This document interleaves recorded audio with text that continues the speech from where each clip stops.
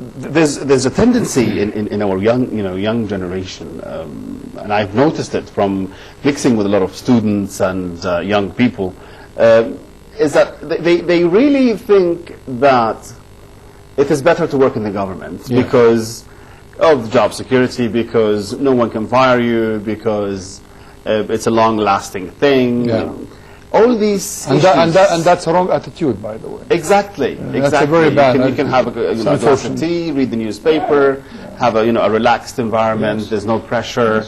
You can get two things done a day, and that's quite sufficient.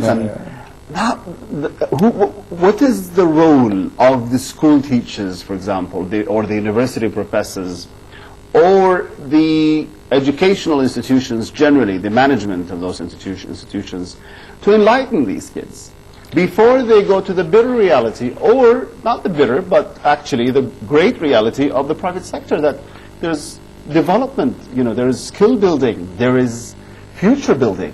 Of course in the government it is there, but now the drive, as Dr. Abdi is saying, is to privatize more. Well, we usually throw the ball in the court field of the education. Our education system is this and that, need to be developed. I do appreciate the fact, but I really goes and start from the family first. I think the family is the origination of you and I, and we live with our family. The childhood, from the childhood. So I think the way that we've been shaped since we're born until we get to the age of school, 6 or 7, I think that's a very important age where you shape a kid. I know it's a child, but you shape him. You teach him productivity, you teach him time management, you teach him how to save, etc. Now the school will pick up, from KG until the 6 years of elementary school. But again, you go back to the house. So I think it's a shared kind of efforts between the house and between the school.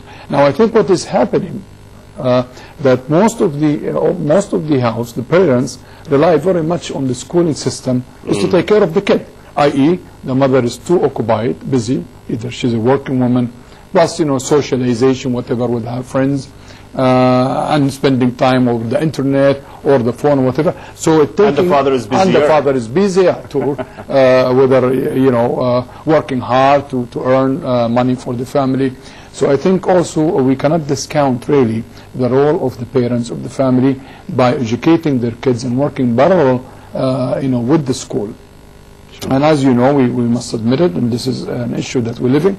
Most now of our kids are grown by the maids, the helper, the house helper. Yeah, they're raised by them. They're raised by them. So again, I'm not saying anything bad about that, but again, they came with the different values, core values.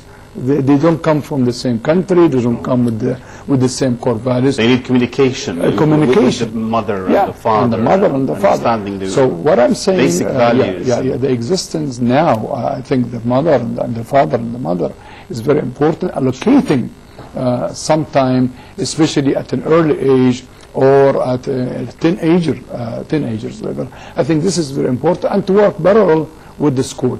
Go and see what is your child is doing, or your teenager is doing in the school.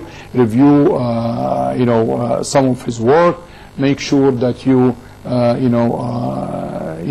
synergizing all your thinking, your thoughts, your ideas with the school. And now it comes to university, which is again the third level, and also the society. I mean, if I see all the society behave in such a way, conserving energy, I will definitely have to conserve. Otherwise, I'll be out of that society. I will be unaccepted, rejected. If I see no one is throwing something from his car, it's unfortunate what I see sometimes, a piece of Kleenex or whatever, I will not do it. If I'm fined, like now smoking banned, in the airports. So, we need really some stiff rules, like what is happening with Sahar now. People start to slow down. The percentage of accident has really dropped, maybe 40 or 50%. So the death cases, the injured cases, the injury cases, whatever, are a lot fewer. So we need really more strict rules and values to govern certain behavior of the society. Sure. And this is for their benefits, by the way, end of the day. Absolutely, absolutely. There is the issue of the private sector itself. Now, what is it that the private sector is doing to educate, the new generations about, job opportunities, yes, and about where to work and how to equip themselves with the necessary skills in order to do a certain job, be it financial or be it in the health sector or in the educational sector or whatever industry in the private sector? Well, I'll talk about... Is there some kind of gatherings, sure, or campaigns or... Well, let me talk about the banking sector, and I'm sure other than the non-banking sector, they're doing the same. In the banking sector, we have part of our CSR programs, corporate social responsibility. Right. We have an educational part of it.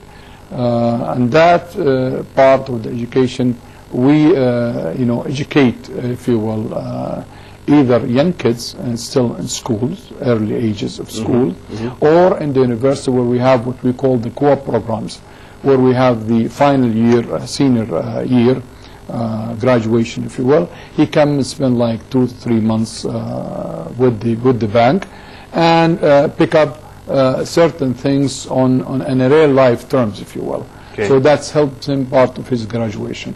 But also we trained for the last 3 years more than 10,000 people, males and females, and these are trained for the labor market. Yes, we sometimes take some of these, male or female, some of the people, if they wishes to stay around within the banking sector. Otherwise, they are just forwarded and pushed to the market, to the open market, and they have managed to find good jobs. So we train them on skills, on time management, on high productivity and core values of to be, a good productive worker in the private sector. Plus, we help youngster entrepreneurs who they want to start their own business. We help them not only by money, but also we help them and guide them how to establish a good solid base for business. One of the banks, and it is not a secret, NCB, the National Commercial Bank, they have a wonderful program called Injaz. And that Injaz, it's almost 99 years. It's an American program to start with, and started almost 99 years. And it has implemented in Jordan year 2004, and then NCB, adopted that program. And that program, interestingly enough, it goes to elementary schools, not to university, but to elementary schools, and teach kids at an early age the meaning of productivity, the meaning of time management, the meaning of how to be disciplined. At a very early stage. At a very early stage. That's good. And they started the program. How effective has it been? Very effective. I mean, we have trained a large number of students in the Western region, more than 300-400 students. And I think it's working both ways. A student received it very well. At the same time, the bank is really encouraged to engage more in that program. And I'm sure some other banks now comparing notes and thinking to pursue the same because of the success of that Injaz program. Excellent. So we're doing a lot of things in that regard. But again, it boils down how receptive you are.